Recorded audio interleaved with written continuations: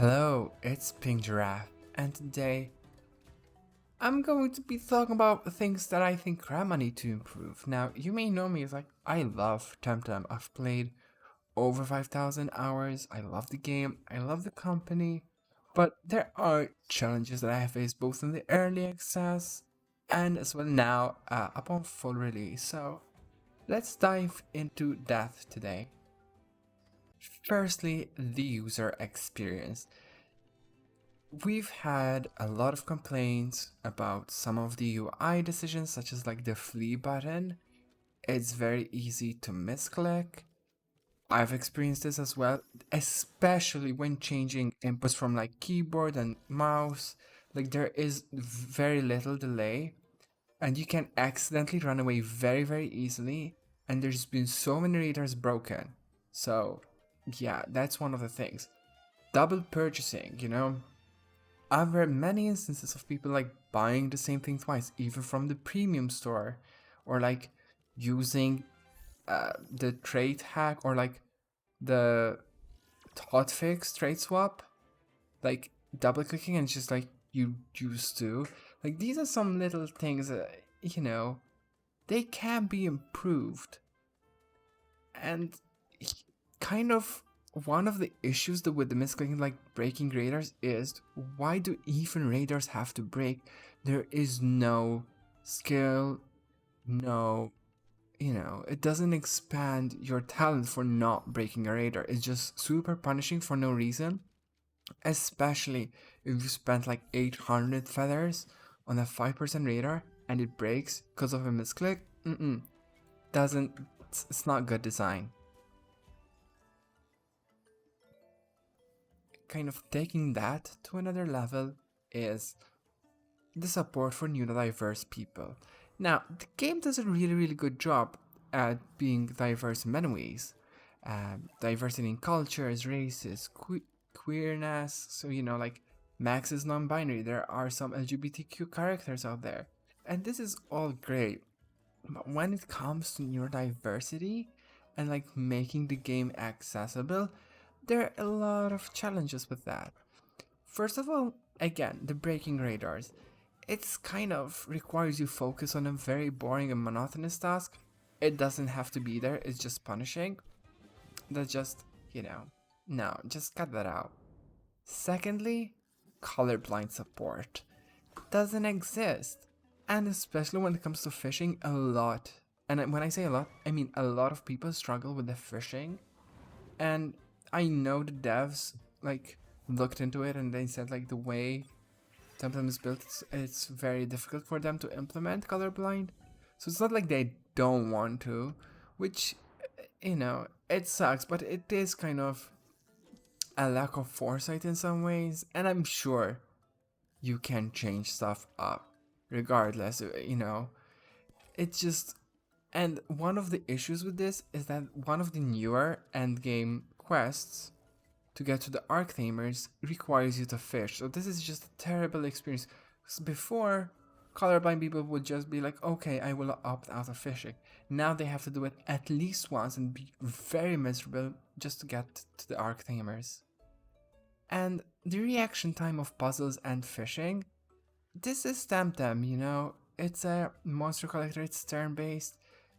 The dojo challenges, some of them are very punishing with the time sensitivity, especially the last few dojos. And the fishing, you have to press 3 times. Other games, when it comes to fishing, are much, I'm not sure the right word, but they're much more forgiving.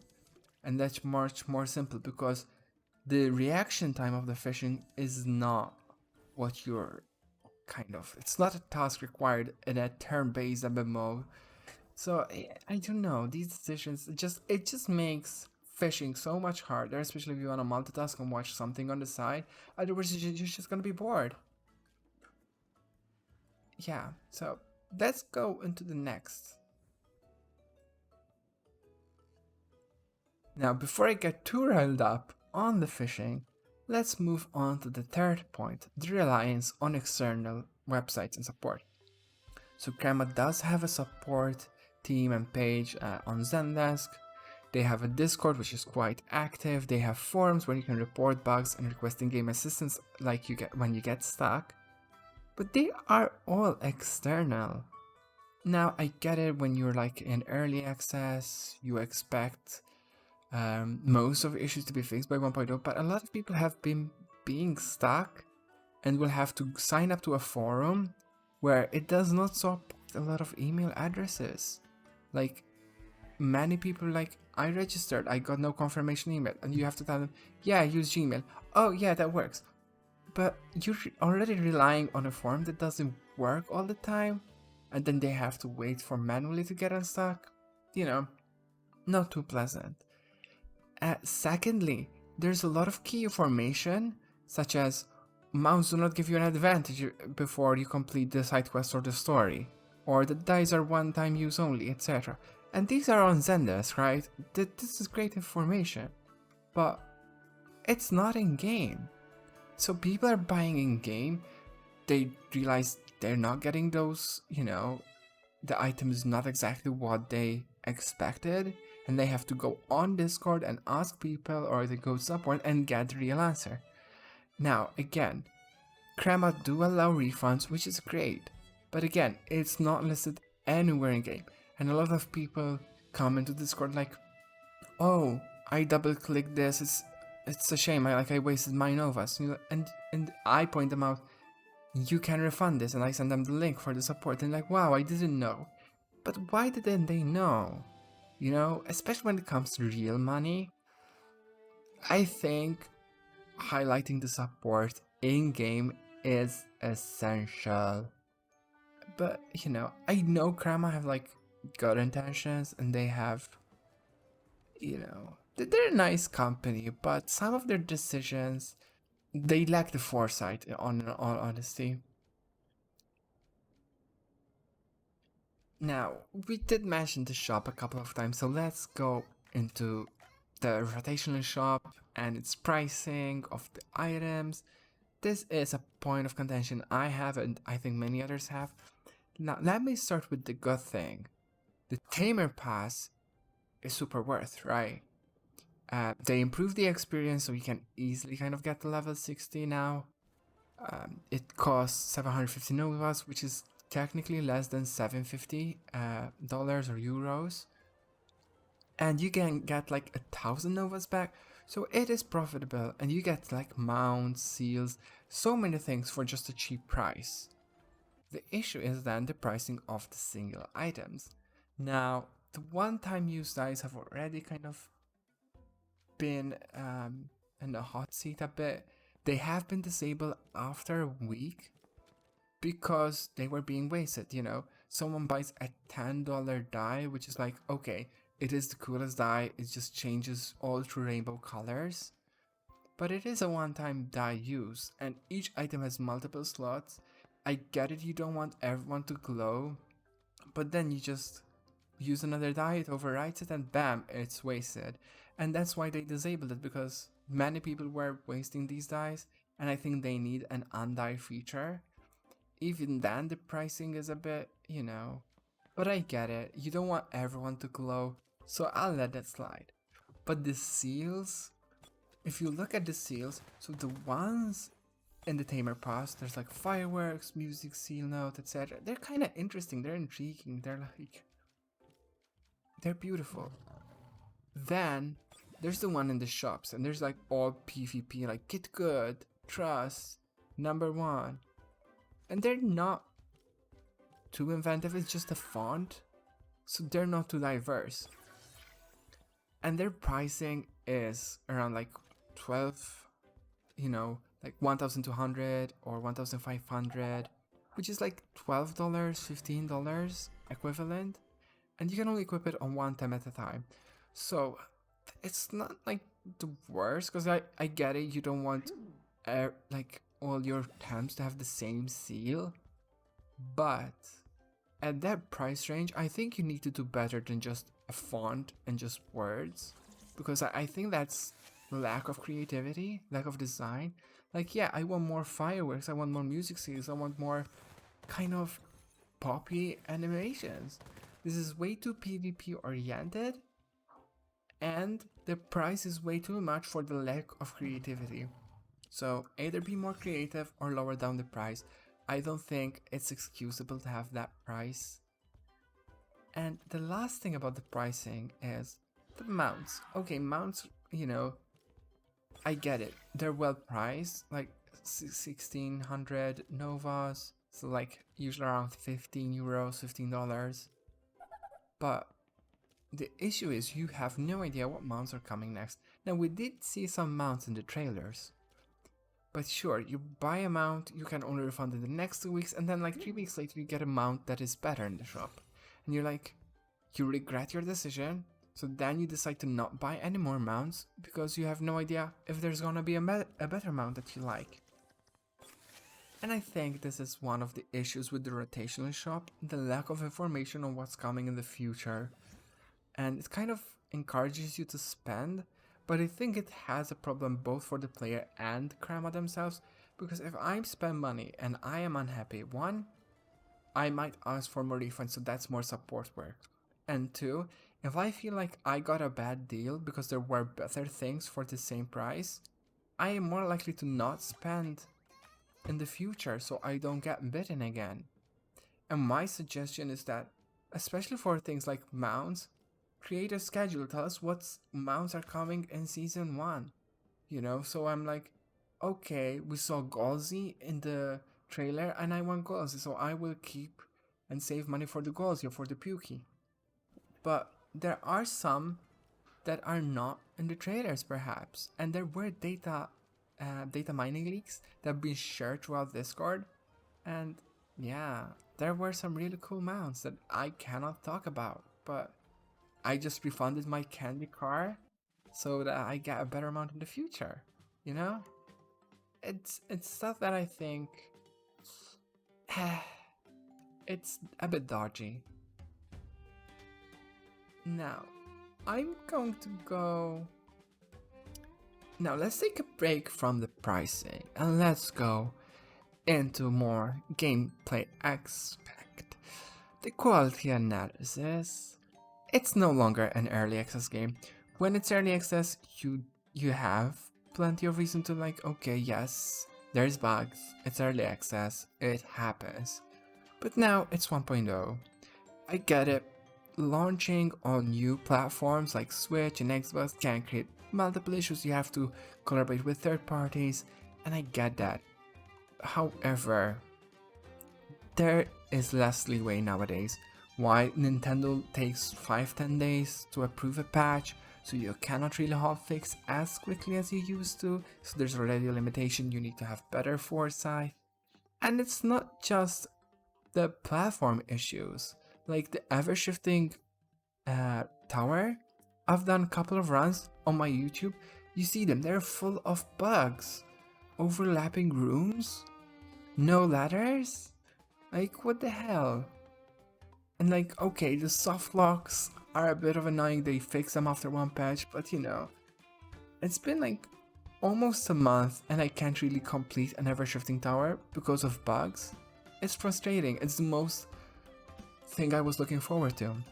The Digilair, the co-op, ooh, it had so many bugs as well. And each of these costs stuff, so it's just an additional negative experience. So yeah, it just, there needs to be better QA, better design.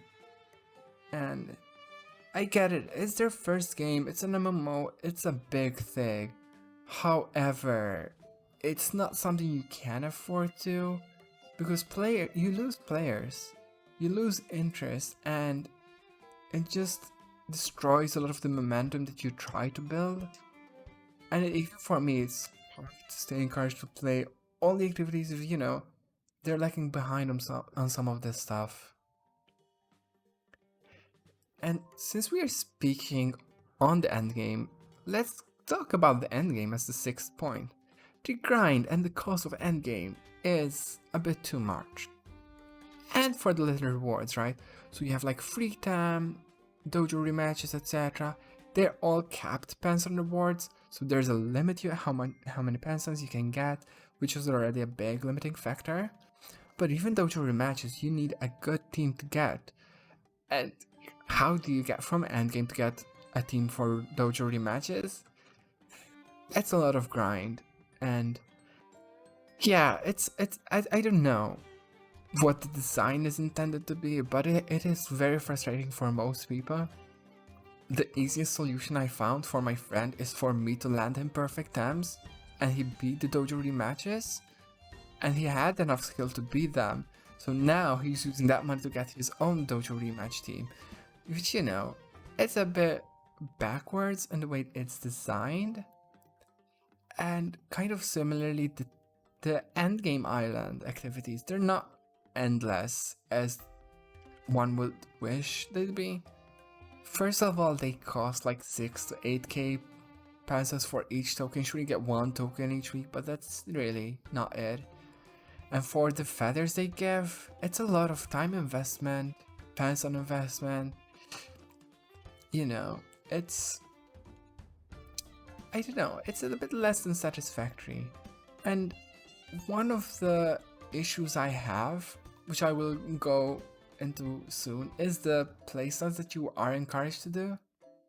But in general, the endgame activities, you know, the Grid Arena is just poorly tuned, in my opinion, not engaging, not fun. Draft Arena is really fun. Tem Safari is fun, but again, it can be quite limiting because it bans you a lot of Tems. And especially as new players, it's a big barrier, especially if you don't have many trained Tems. The Arctamers is just once a week battle, not something out of the ordinary. Digilair requires co-op, it's and you can use cheese strategies to win it, so yeah, there's like no real fun endgame, like fun that I expected to experience, and it's a shame. And that brings me to my last point. I think Crema incentivizes the wrong playstyles with the reward system. One of the playstyles that's heavily rewarded is fast aggro. Why? Sure, you just all in with like harmful microwaves. I have attempts of fire run, right, with harmful microwaves. I got like 50 defeats and like half the time that I usually do when I use a Stoliar team. And I kind of same feather rewards for like half the time. Why? Just click harmful microwaves, you know, just special aggro, fast, hard hitting. And this kind of goes into all activities. You finish dojo matches faster, you finish dojo park battles faster. So you get the same reward for much faster time, and sure, that should be a meaningful way to play the game, except the rewards are balanced around that. So if you play a Stoliar team, you get way less rewards per time investment just because you are engaging in a different playstyle, and that just sucks. And that also applies to PvP, right? PvP is the best way to get pensons and feathers limitless. It's just the most rewarding activity. It's a bit ridiculous how favored it is. And if you play super fast aggro, you're going to experience way many more wins and losses in a shorter time period. And that's just, again, it incentivizes the wrong playstyle. And I don't mean that aggro is wrong. It's only wrong because if you're not playing aggro, you're being punished for not playing aggro. And I think that's just poor balancing altogether. Apart from how frustrating it is in PvP to just, you know, lose against aggro just spamming the same buttons, it's not as interactive as 2v2 battles should be. It's just heavily skews the rewards based on this playstyle and leaves less room for meaningful play, for, you know, jank, for meme stuff. And yeah, that's kind of some of my issues I'm having with Crema and the Temtem, like its game design. And I love the game, I'm going to continue playing it, but I do hope devs do listen to some of this feedback because it's heavily tuned to a very narrow idea of what they think the game should be.